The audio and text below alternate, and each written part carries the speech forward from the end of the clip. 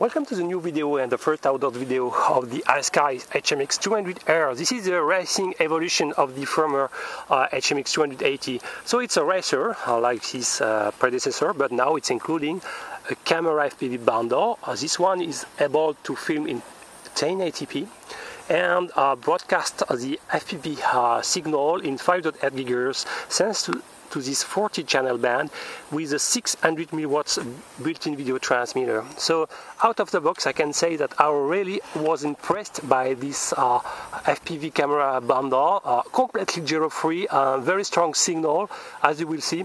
I'm not sure it's a real 1080p camera, more a 720p playing with interpolation, but you will see it's just a great bundle. So you still have this 3S LiPo with JST connector, and I would say that look the gauge of the receiver board power lead, it's so thin, so I'm not sure it can handle very amount of current peaks, so be aware. I strongly advise to install a more stronger one, XT30 connector for example.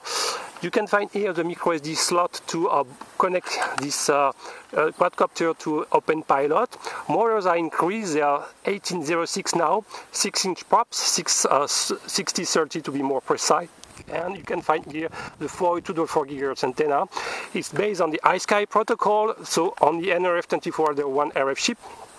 It's not yet deviated, it's a variation of the former HiSky protocol, but it will be one day. But out of the box you can expect a 300-400 meters of control range. The basic radio, it's a downgrade version versus of the Exis S version V1. Before you have an LCD display and 2 extra switch here, now no more, okay.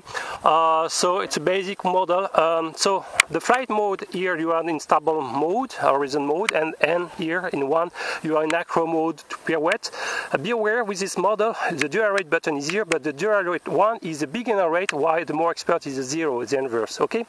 Of course, you can configure everything from Open Pilot. What I like is these FPV monitors. When you turn on, it's very visible. You have the white snow, so it means that the firmware is compatible with the FPV, it's FPV friendly. I really like, and you have a 32 channel here, I really like the brightness and the angle of view, so that's a good positive point. Okay, so I will start in our loss condition flight and then turn into more FPV. Let's go. Okay, so I turn on the quadcopter. As you can see, the FPV signal is pretty good. Okay, so one bad point, you have to turn by yourself the rec button, so briefly press on it and you should see on the FPV screen the time lapse. Okay, it's like this, it's done, you have a rate point, and I will turn on my FPV Google same time. Okay, so it's recording. Let's engage the flight. So to harm the quadcopter, be aware you have to push the throttle in the roll left like this and harm the quadcopter. Let's go. So I am in the more beginner rate, and let's see.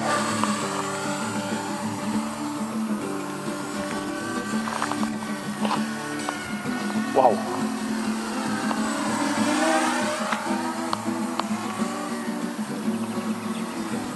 So even in the beginner rate, it sounds to be good.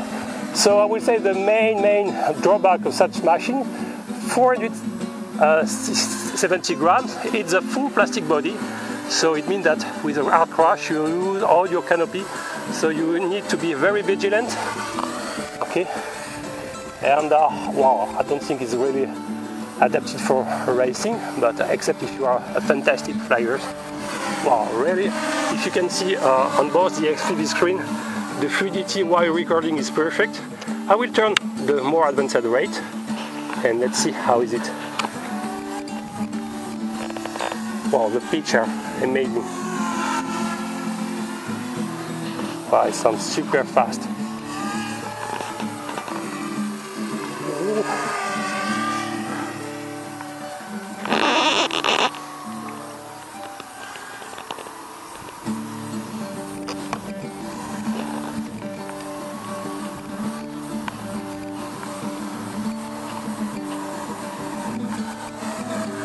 Wow.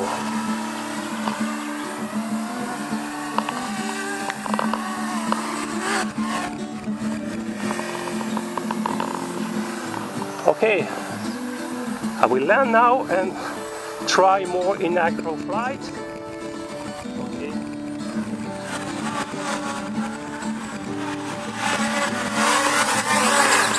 To disarm, you're right. Okay, so I will stop recording.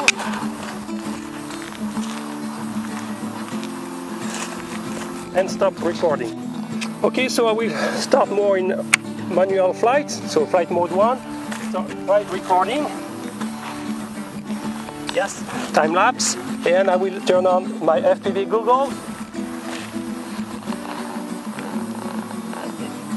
And let's take off.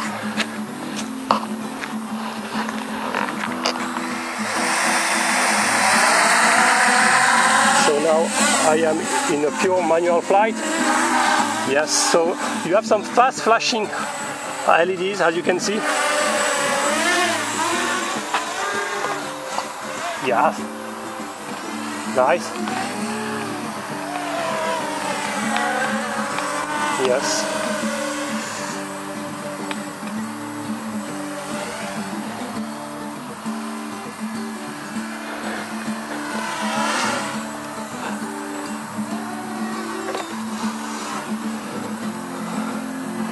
My LiPo battery is a little bit damaged, so one cellule is damaged, so this is why I don't have full power on it, but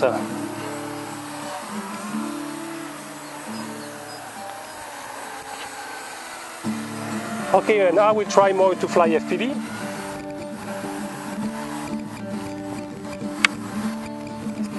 And you can see it's flipping well. Okay.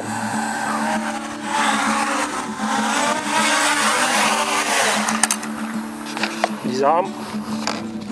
So I will turn on the FPV and fly more. I will start in acro mode. Okay, and record on the quadcopter. Okay.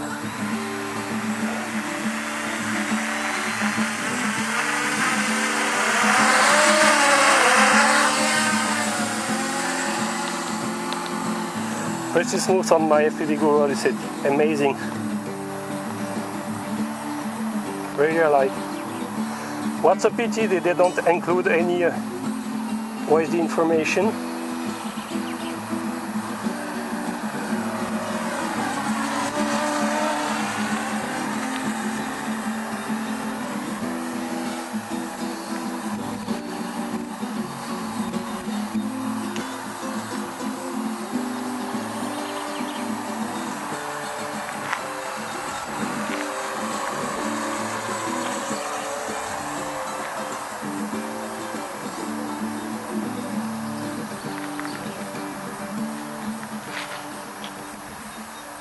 Okay, so I retrieve the Talon in the air, no damage at all. In fact, I lose my FPV signal, my batteries, my goggles are not really working. Sometimes they are auto shut down, so I lose the FPV signal, so I prefer to gently land into the air.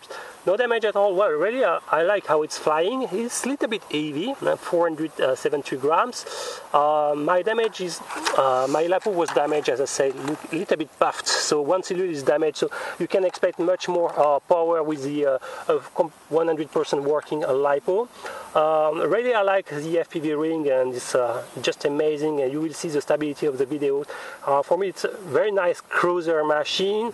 Of course, in case of hard crash, the arm will break, especially at the junction here, 100% sure. So the electronics is not so hard for the maintenance, it's pretty easy to disassemble. So anyway, I like this machine. For me, it's one of the best competitor of the Gerson 6. 91 is much better in my point of view, stronger FPV signal, better quality, etc. No frame rate drop while recording. Okay, I hope you enjoyed this video.